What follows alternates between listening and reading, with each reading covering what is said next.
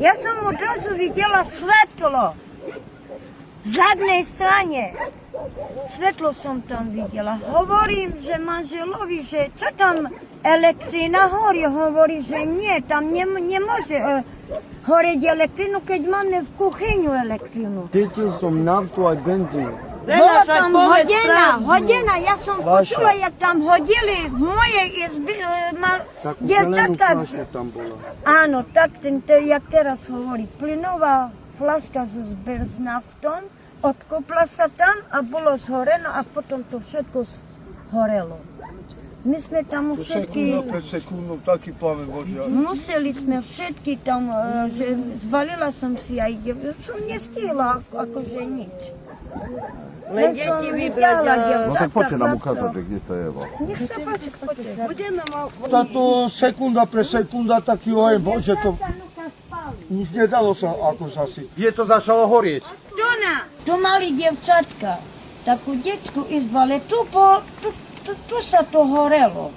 A ako ste zachraňovali potom nejak deti, alebo čo? Ja som jak zachránila deti. Som videla stamať z kuchynky tu na svetlo.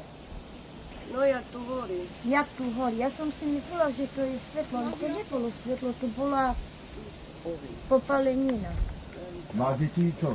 Deti spali? Vyťahovali tam, tá žena ich vyťahovala. My vyšli vonku a ako matka tých detí, ona bola vonku, ona hľadala deti, že kde sú.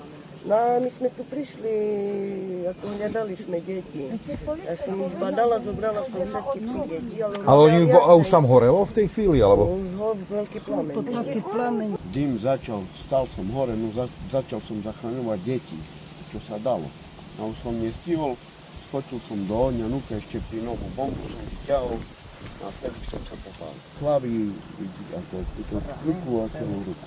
A keď prišli, tak povedali, že to z takého malého ohniska to mohlo tak. Ale tam bolo ohnisko? Nie, nebol tam vôbec ohnisko, len už tam mať išiel dym, ale tam ako oheň už vôbec nemôže, lebo keby tam bol ten oheň. Dobre, a predtým ste tam palili niečo? To ešte včera sa tam pálilo, a nielen tam, ale na tieto všetky kopy, čo sú tu.